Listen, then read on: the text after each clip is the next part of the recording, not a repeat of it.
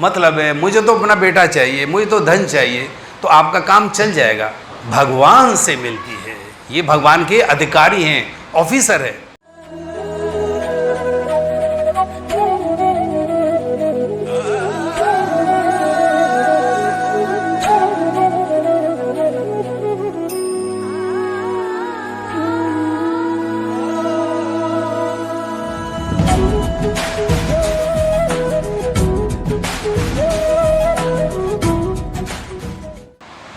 इसलिए भगवान कहते हैं अर्जुन, मन अगर लगाना है तो मन मुझ में लगाओ।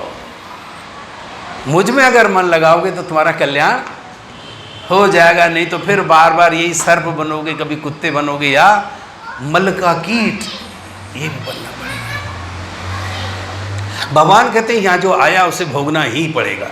ब्रह्मा जी अपने मुंह से कह रहे हैं, यस्तु इंद्र गोपम अथीन्द्र महो स्वकर्म। भगवान कहते हैं अगर इंद्र गोप यानी छोटा कीड़ा होता है, उससे लेके जो इंद्र तक है, वो भी जब आते हैं तो उन्हें भगवान उनका फल का भोग कराते हैं, जैसा जैसा कर्म किया है। हमने पहले भी कहा था, आप सबने अच्छे कर्म किए हैं, आपको मानव योनि हम सबको मिली है, कितने भाग्यशाली हैं। और जो मानव बना है तो ये भी बात पक्की है कि आप सब लोग देवता भी बने हैं, 100% आप सब लोग देवता देवी बने हैं। और उसके बाद बाकी सारी योनियों को पार करते हुए हम इस योनि में आए हैं। ये कैसी है? ये कर्म योनि है, यहाँ कर्म कर सकते हैं, यहाँ से मुक्त होने के लिए। देवताओं की योनि कैसी है? भोग योनि है, वो भोग सकते हैं। आपने यहाँ पुण्य किए, बहुत अच्छे अच्छे काम किए, भोग मिल सकता है आपको वहाँ स्वर्ग में लाखों साल तक। क्षीण पुण्य, जब पुण्य क्षीण होता है तो भगवान कहते हैं गता गतम कामान लभंती, यहीं फिर दोबारा वापस हमको आना पड़ता है। जैसे ही हमारे काम, हमारा पुण्य क्षीण हुआ, भगवान कहते चलो धरती पे फिर पटक दो इसको, अब कुत्ता बना दो। तो ये जो मनुष्य की देह मिली है, इसका हम बार अच्छा उपयोग कर लें, ऐसा उपयोग कर लें कि बारंबार यहाँ पे दोबारा न आना पड़े, न आना पड़े, यहाँ ना पड़े। विपद संतु मां शश्वत तत्र तत्र जगद गुरु भवतो दर्शनम यत् स्यात्, भवतो दर्शनम यत् स्यात् अपुनर्भव दर्शनम। भागवत में कुंती जी ने भगवान का रथ पकड़ लिया, भगवान जाने लगे ना, युद्ध समाप्त हो गया, बोले भाई तुम्हें राजपाट मिल गया पांडवों को, अब मैं अपने द्वारका जा रहा हूँ। कुंती जी ने रोके रथ को पकड़ लिया, बोले ठाकुर जी आप ऐसे नहीं जा सकते। बोले क्यों? बोले नहीं, विपद संतु मां शश्वत। बोले प्रभु जी जितनी भी कठिनाइयां हैं, जितने कष्ट हैं, वो मेरे ऊपर बार बार सबको आने दो, सबको भेजो महाराज। अनंत जन्मों को जो मैंने पाप किए, सारी मुसीबतें मेरे सर पे आ जाएं, इसी योनि में, इसी मानव योनि। तत्र तत्र जगत गुरु भवतो दर्शनम यत् स्यात्। बोले महाराज जब हम दुखी होते हैं ना, तो आदमी कब याद करता है भगवान को? जब हम दुखी होते हैं, इससे पहले कभी याद नहीं करते। जब संसार में हमारा कोई नहीं सहारा होता, और तब हम भगवान के पास दुखी होकर आते हैं। कुंती कहती है महाराज ये दुख हमें देते रहो, आप देते रहेंगे तो हमें आपके पास बार बार आना पड़ेगा, और आपके पास आना पड़ेगा तो अपुनर्भव दर्शनम। इस जगत का फिर हमें जन्म मृत्यु का बार बार यहाँ मुंह देखना नहीं पड़ेगा, आपके धाम पहुँच जाएंगे ठाकुर जी। ये माँ कुंती कह रही है। तो इसलिए संत हमेशा अपने लिए सुख नहीं मांगते। क्या मांगते हैं प्रभु जी? दुख मांगते हैं। विपद संतु मां शश्वत। कष्ट देते रहें, कष्ट देंगे तो प्रभु जी आप हमें याद आते रहें। जैसे ही हमें सुख मिलता है हम आपको हम कहाँ याद करते हैं? हम तो इसी संसार में खो जाते हैं। तो यही भगवान इसमें अर्जुन को समझाने का प्रयास कर रहे हैं। अर्जुन तो समझा हुआ है, अर्जुन तो सिर्फ क्या कर रहे हैं? भगवान की आज्ञा के अनुसार नाटक कर रहे हैं। युद्ध नहीं लड़ूंगा, युद्ध में नहीं लड़ूंगा, ये मेरे अपने हैं। भगवान कहते हैं यहाँ कोई किसी का नहीं है, सब जितने भी ये सब मेरे हैं। किसके हैं? भगवान के हैं हम सब। ये बात हमें समझ में आ जानी चाहिए। हम सब किसके हैं? भगवान के हैं। भगवान कहते हैं सबका पिता कौन है? अहम बीज प्रथम पिता। बोले मैं सबका पिता हूँ, मैं हूँ सबका पिता। तुम्हारे लाखों माता पिता बदल गए, लाखों माता पिता, और आगे भी बदले जाएंगे। बोले अगर मेरे पास, अगर तुम अपने घर वापस नहीं लौटे तो बार बार ऐसे ही माता पिता भाई बंधु तुम्हारे बदलते रहेंगे। इसलिए भगवान कह रहे हैं अर्जुन, अगर तुम्हें कुछ करना है तुम मेरे लिए करो। ये युद्ध किसके लिए करना है? मेरे लिए करो अर्जुन। अपने माता पिता, अपने दादा परदादा भीष्म पितामह द्रोणाचार्य के लिए नहीं करना। ये तो सब स्वार्थ की गति है। ये सब कैसे हैं? स्वार्थ के संबंध हैं। ये तो स्वार्थ के संबंध है। तुमसे प्यार भी करते हैं। और तुम्हारी पत्नी द्रौपदी के जब कपड़े उतारे जा रहे थे तो यही आपके महाशय थे जो भरी सभा में उसको देख रहे थे। तो हमारा कैसा संबंध है प्रभु जी? स्वार्थ का संबंध। तो भगवान कहते हैं अगर तुम्हें जगत में कोई प्यार कर सकता है तो मैं, सिर्फ वो मैं हूँ, मेरे अलावा और तुम्हारा कोई नहीं जगत में। यहाँ कोई नहीं अपना, दुनिया ही बेगानी है। ये बात हमें समझ में आ जाए। सुनते तो हम हैं। और भगवान ने नवदा भक्ति में ये कहा है कि जो श्रवणम है ये पहली विधि है। अगर कुछ ना कर सके तो 1 घंटा टाइम निकाल के अगर तुमने भगवान के बारे में सुन लिया तो इससे भी तुम्हारा कल्याण हो जाएगा। हरे कृष्णा कृष्णा कृष्णा हरे हरे, हरे राम राम राम हरे हरे। तो हमें अपना मन भगवान को देना है, भगवान को देना है। तो भगवान कह रहे हैं यावान अर्थ उदपाने सर्वत्र संप्लुतोदके तावान सर्वेषु वेदेषु ब्राह्मणस्य विजानत। क्या मतलब है इसका? भगवान कहते हैं एक छोटे से जलकूप का जो काम है, अगर कोई बड़ा जलाशय हो तो 1 सेकंड में पूरा हो जाएगा। हम सब लोग ग्रामीण पृष्ठभूमि से, कितने लोग हैं जो गांव से आए हैं? सभी गांव से ही आए हैं। हरे कृष्णा। तो गांव का कुआं आप सब लोगों को याद है अपना, जिस कुएं से हम लोग पानी भरते थे। तो उस कुएं में आपने देखा होगा गांव में कि कुएं कई तरह के होते थे। एक कुआं होता था जिससे कपड़े धोते थे लोग, एक कपड़ा था, एक कुआं होता था जिससे नहाते थे, और एक कुआं ऐसा होता था जिससे पानी पीने का और भोजन के लिए बनाते थे। पता है प्रभु जी? अलग अलग कुएं होते थे प्रभु जी।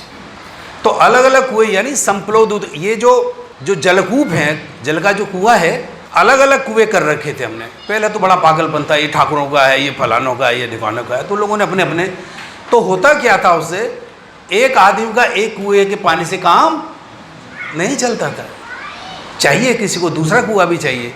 अब सारे काम करें तो हर कुएं पे हमको जाना पड़ता था। भगवान कहते हैं लेकिन अगर तुम गंगा नदी के किनारे पहुंच जाओ और वहाँ पे आपने पीने का भी पानी पीना है, कपड़े भी धोने, नहाना भी है, तो सारे काम एक ही जगह गंगा जी में, हरे कृष्णा प्रभु, एक ही जगह वो सारे काम पूरे हो जाएंगे। आपको अलग अलग कुओं पे जाने की ज़रूरत नहीं पड़ेगी। इसलिए भगवान इसमें हमको क्या कह रहे हैं? कहते हैं अर्जुन, एक छोटे से कूप का सारा काम एक विशाल जलाशय या नदी से तुरंत पूरा हो जाता है। इसी प्रकार वेदों के आंतरिक तात्पर्य जाने वाले को उनके सारे प्रयोजन सिद्ध हो जाते हैं। तो भगवान कह रहे हैं अभी ये जो हम विषय पे पीछे बात कर रहे थे कि हम भगवान की मंदिरों में जाते हैं, पूजा करते हैं, उपवास करते हैं, व्रत करते हैं, दान देते हैं, भगवान के तरह तरह से हम विधि विधानों से, ये क्या कहलाता है? कर्म कांड है। ये क्या है प्रभु जी? कर्म कांड है। ये कर्म कांड है कहाँ पर? वेदों में। कहाँ है? वेदों में। इसलिए हजारों सालों से हम लोग यही मंदिरों में और ये सब कर रहे हैं।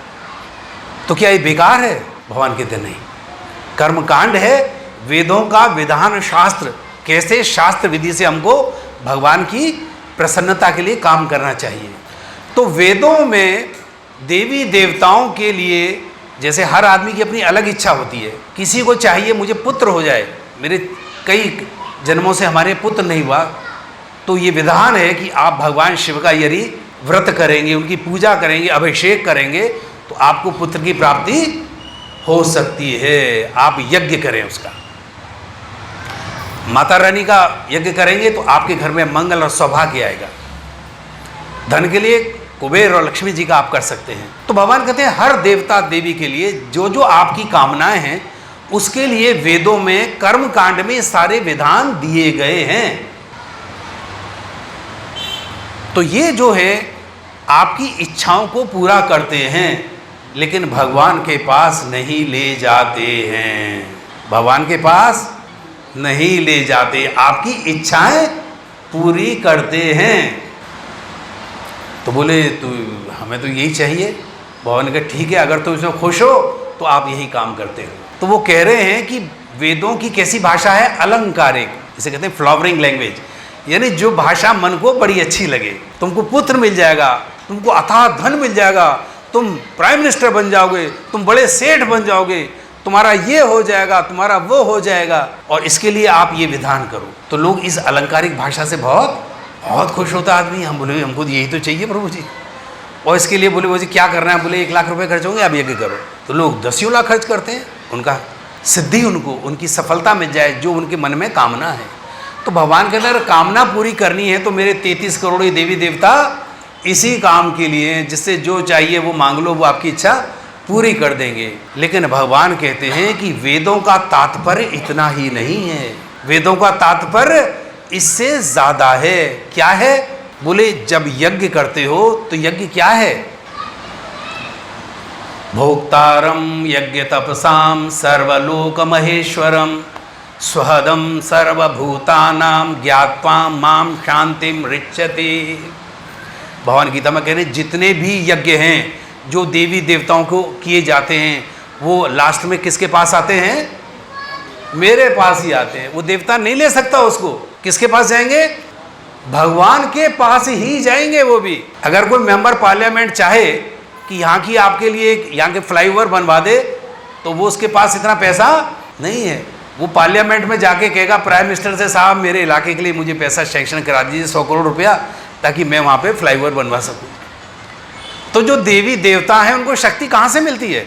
भगवान से मिलती है। ये भगवान के अधिकारी हैं, ऑफिसर है। तो भगवान कहते हैं चूंकि आपको पता नहीं है, आप तो अधिकारियों तक ही सीमित हो, क्योंकि आपको अपने काम से मतलब है। मुझे तो अपना बेटा चाहिए, मुझे तो धन चाहिए, तो आपका काम चल जाएगा। लेकिन भगवान कहते हैं कभी ये तो विचार करो, ये सब शक्तियाँ ये कहाँ से आ रहा है? तो कहते हैं ये सब कहाँ से आ रहा है? भगवान से आ रहा है। भगवान की इच्छा ना हो तो कोई देवी देवता हमको कुछ नहीं दे सकता, कुछ भी नहीं दे सकता, कुछ नहीं दे सकता, अगर चाहे भी तो भगवान कह रहे भाई जब मेरे सिवा कुछ दे ही नहीं सकता, और तुम इस संसार में लाखों जन्मों से यहीं पड़े हुए हो, तो कभी तुम्हें समझ में नहीं आती कि बार बार मरते हैं, बार बार हम जन्म लेते हैं, बार बार बीमार होते हैं, बार बार बूढ़े होते हैं। कितने ही हम बालों पे क्या कहते हैं, बुढ़ाई लगा लो आप, कितने ही आप परिधान पहन लीजिए प्रभु जी, कितनी कसरत, कितने योगासन कर लीजिए, लेकिन ये शरीर तो जाएगा ही जाएगा। ये 10 साल का भी जा सकता है, ये 50 साल का भी, ये 100 साल का भी है, लेकिन ये शरीर जाना ही जाना है। इसलिए इस लोक का नाम क्या है? मृत्यु लोक। इसीलिए इसको मृत्यु लोक।